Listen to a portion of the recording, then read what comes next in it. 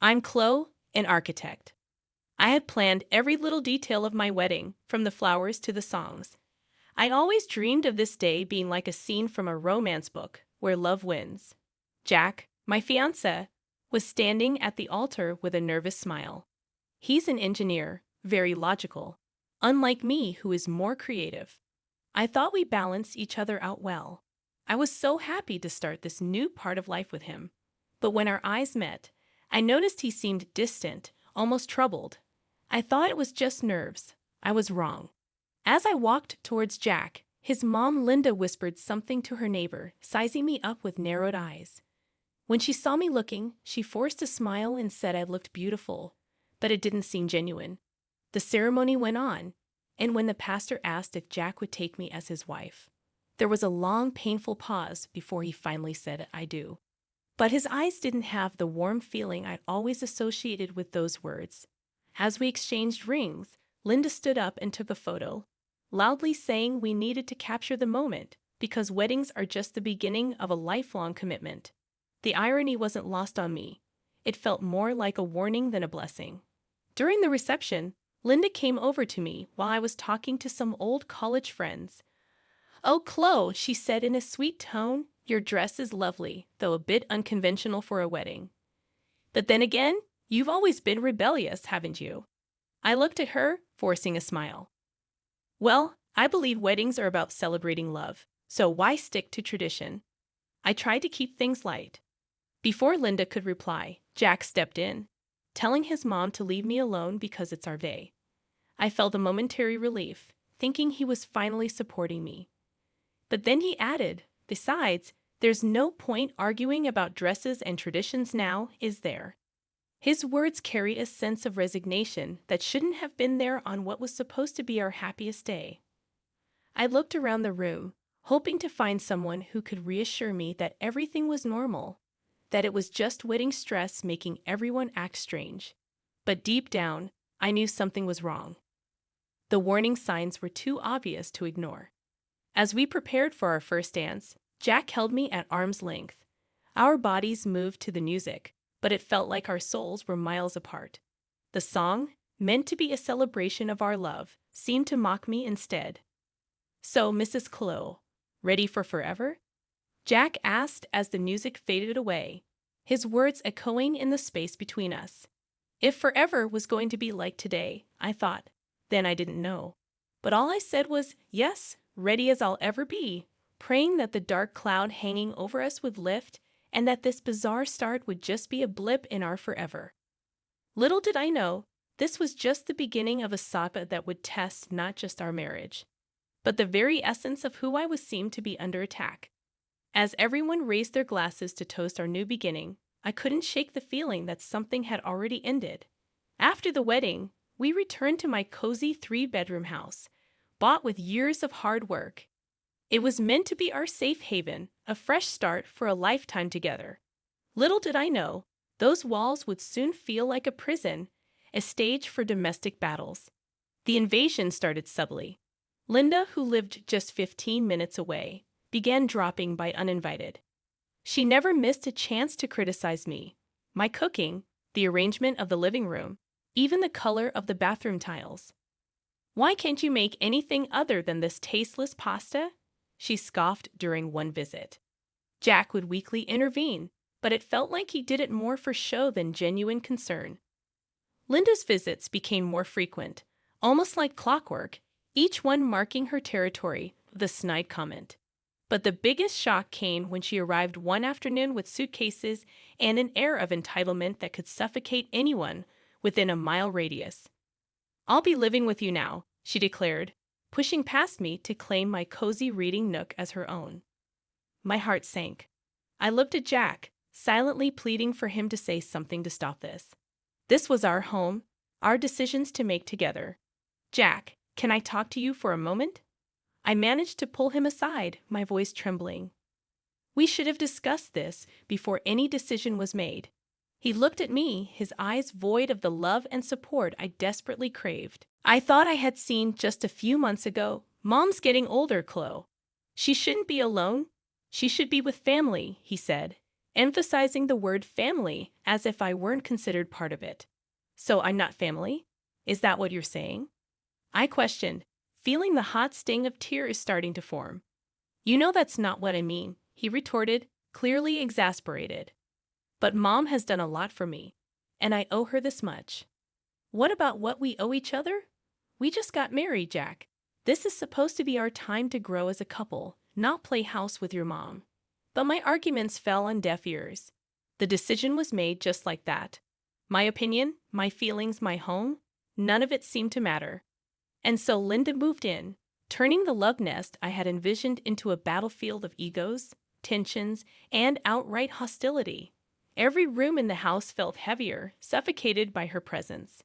I could no longer find a quiet corner to read, a peaceful moment to reflect, or even a loving glance from the man I thought I'd spend the rest of my life with. That's how I realized I wasn't just fighting for my marriage or my home. I was fighting for my identity, my dignity, and my peace of mind. All the while, a single thought echoed through my head. How did it come to this? How did my life, my home, my choices become secondary to the whims of someone else? My reading nook was now a shrine to Linda's possessions, my kitchen a stage for her criticisms, and my husband, well, he was a stranger siding with the enemy, and all of this was just the beginning. If I thought life was hard before, it was nothing compared to the living nightmare that followed. The atmosphere in the house grew denser each day, as if the walls themselves were closing in on me. What made it even worse was the undeniable 2 blue lines on the pregnancy test I held in my trembling hands. I had always imagined sharing the news of my first pregnancy as a moment of joy, an occasion to be cherished. But as I looked at myself in the bathroom mirror, eyes red from restrained tears, I realized this milestone had turned into a millstone around my neck. When I told Jack about the pregnancy, his response was as lackluster as ever. Well, that's something, he mumbled before quickly changing the topic to discuss a home improvement project his mother had suggested. It was Linda, of course, who took control of my pregnancy as though it were her divine mission. She began dictating my diet, my activities, and even the hospital where I would deliver, but her intrusion didn't stop at unsolicited advice. She managed to turn my pregnancy into another battleground for her psychological warfare. "You're eating again," she would say, her eyes darting towards the modest sandwich I'd made for myself. "Shouldn't you be careful about gaining weight during pregnancy? This is doctor recommended." "Linda," I'd reply, mustering all the patience I had left, "doctors these days know what they're talking about." Back in my time, we knew how to handle pregnancies, and so it continued. As the weeks went by, my energy waned, but Linda's expectations soared. She turned my home into her personal palace, ordering me to clean, cook, and cater to her needs as if I were a servant rather than a daughter-in-law, and a pregnant one at that. "Chloe, why haven't you vacuumed the living room yet?" She'd yell from her self-assigned throne, my old reading nook where she'd spend hours scrolling through her phone or watching daytime TV. "I've been feeling really tired today, Linda. The doctor advised me to take it easy," I'd say, my voice tinged with desperation. "Tired? Pregnancy isn't an illness, you know." Jack once again remained conspicuously silent, his compliance deafening. The tension reached a breaking point during another heated dinner discussion, where Linda decided to critique my choice of baby names. "That's a ridiculous name for a child. You might as well pin a 'kick me' sign on his back for his entire school life." Linda sneered. "Enough is enough, Linda. This is my child, and I have a say in how to raise him or her," I snapped, my patience finally depleted. "Oh, so now you're talking back to me?" Linda's eyes flared, her voice escalating. Jack intervened, but not in the way I had hoped. "Chloe, you're being emotional. Mom's just giving her opinion," he said. I looked at him, then at Linda, and then at the house that had turned into a nightmare. I felt trapped, humiliated, and utterly alone. I could barely recognize the woman staring back at me in the reflection of my tarnished wedding ring, a woman who was slowly losing everything she had once valued: her home, her dignity, and most devastatingly, her will to fight. And that's when it happened. the ultimate betrayal. Linda, filled with venomous triumph, looked me dead in the eyes and said, "If you can't handle a simple family discussion, maybe you shouldn't be a part of this family." And Jack, he said nothing. His silence spoke volumes, cutting deeper than any words ever could. It was in that moment I realized that my nightmare wasn't unfolding. It had already unfolded, and I was living in it. My life had become an unrecognizable maze of shattered hopes and suppressed sobs. I moved like a zombie through the rooms that no longer felt like my home. The baby inside me seemed to be the only living part of my existence, and I clung to that tiny spark of life as my last shred of hope. But even that was threatened. One cold evening marked my breaking point. We were having another one of those god-awful family dinners, where tension cut through the air like a knife. I had spent hours on my feet cooking a meal that I knew Linda would find fault with, no matter how perfect it was. Each critique was a jab, each scoff a slap. I knew another one was coming, and I braced myself for it. But when it finally came, it was worse than anything she'd said before. "You really think you're fit to be a mother if you can't even manage a household? What are you going to do with a baby?" Linda sneered. My heart sank into my stomach, each word a stab at my already fragile self-esteem. Before I could say anything, Jack joined in, sealing my emotional fate. "Mom has a point, Chloe. You need to step it up. We're going to be parents soon." That was it, the final straw. A bolt of anger mixed with a lifetime's worth of resentment and humiliation surged through me. "Step it up? Step it up?" I shouted, surprising even myself with the intensity of my voice. "I am carrying our child for months, managing our house, and putting up with relentless emotional abuse from your mother, and you tell me to step it up." Both Jack and Linda looked stunned, but I was on a roll, a volcano finally erupting after years of suppression. "I'm done. I can't do this anymore," I said, my voice cracking. "I won't raise my child in an environment where their mother is treated like dirt. If you two are what family means, then I don't want any part of it." And with that, I left the table, leaving them both in speechless disbelief. I packed a small bag and headed for the door, my trembling hands struggling to turn the doorknob. That's when Linda decided to deliver her ultimate blow. "Where do you think you're going? This is Jack's house, not yours." I turned around, my eyes locking onto hers. "Actually, Linda, this is my house. I bought it, and I have every right to say who stays and who leaves." "Chloe, don't do this. Let's talk about it," Jack pleaded, finally realizing the gravity of what was happening. "There's nothing left to talk about," I said, tears streaming down my face. With that, I stepped out into the frigid night air. No coat, no plan, just an overwhelming urge to escape.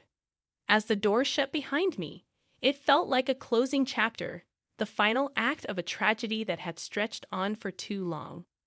I began to walk, each step a painful reminder of the life I was leaving behind.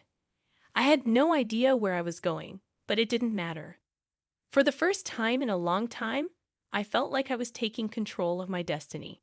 But the cost of my newfound freedom was agonizingly high. The icy wind pierced through my thin clothes as I trudged along the deserted streets.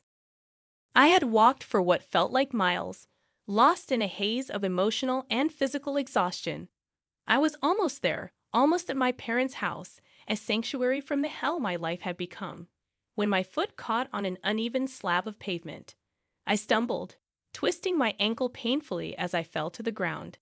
The pain was sharp, but it couldn't match the ache in my heart. Limping and teary-eyed, I finally made it to my parents' doorstep. The look of horror on their faces as they opened the door told me everything I needed to know. My breaking point had come, a long overdue fracture in a life burdened with far too many cracks. And as they rushed me to the hospital, I knew something had to change. I couldn't go back, not to the house, not to Jack, and certainly not to the woman I had become. Hospital rooms have a peculiar way of forcing reality upon you. As I lay there, my sprained ankle elevated, and my body checked for any complications due to my fall, I felt a mix of relief and apprehension. My parents were there, their faces etched with concern and quiet fury over what had transpired. They'd always suspected that my marriage was far from ideal, but the depths of its dysfunction had finally been laid bare. Close, sweetheart. What are you going to do now? My mom finally broke the silence, her voice heavy with worry. I don't know, Mom. But what I do know is that I can't go back to that life. Not now, not ever, I replied, my own voice firmer than I expected. My dad, who had been pacing the room, finally spoke.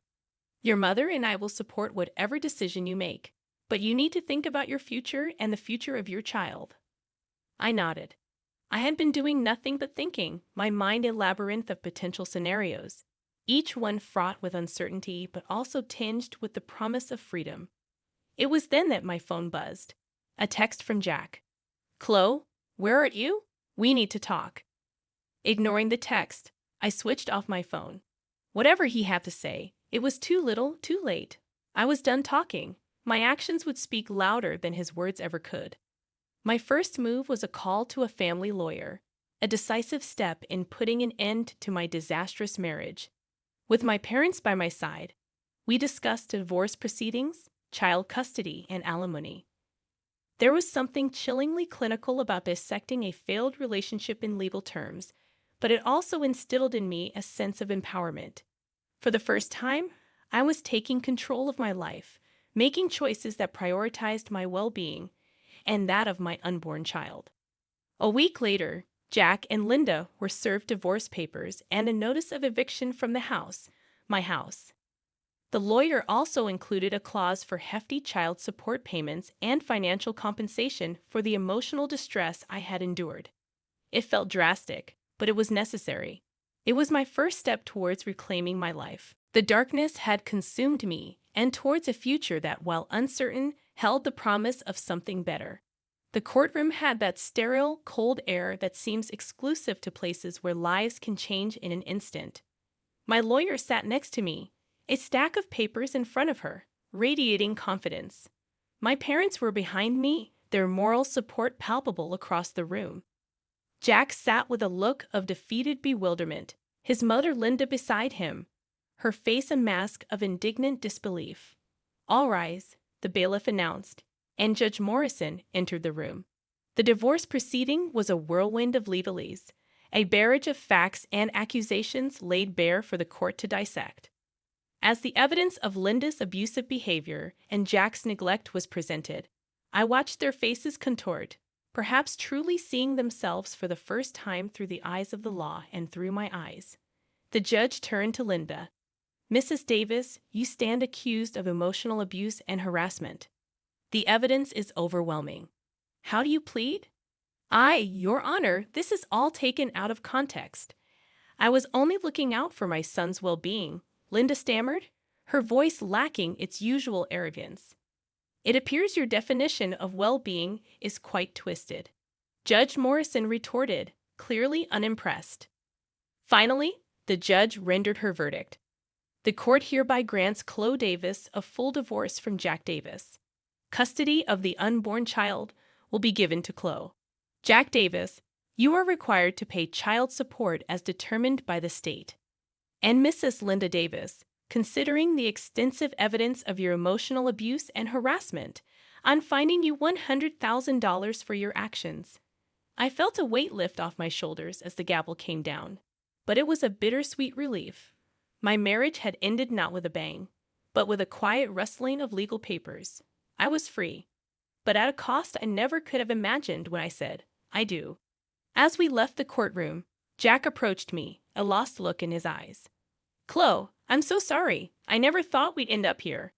I stared at him, seeing the man I had once thought I would spend my life with, and all I felt was a void where love used to be.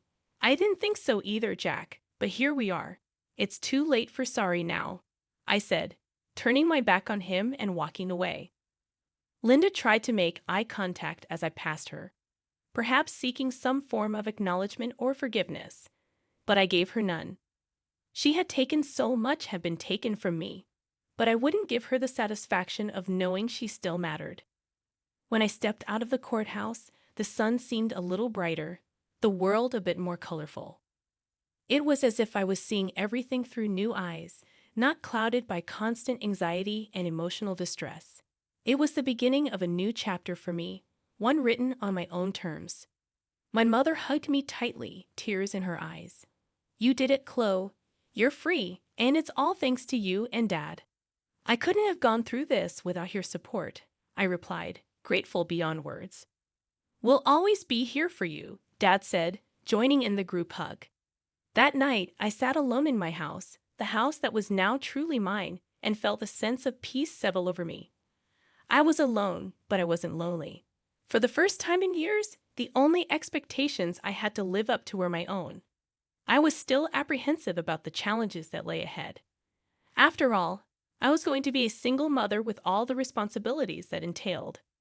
But as I touched my belly, feeling the gentle stirrings of my unborn child, I knew we would be okay. My painful journey had led me to this reckoning, and while scars remained, they were now a part of a story of survival, not defeat. I was ready for whatever came next, not because I had to be, but because I chose to be. And that made all the difference.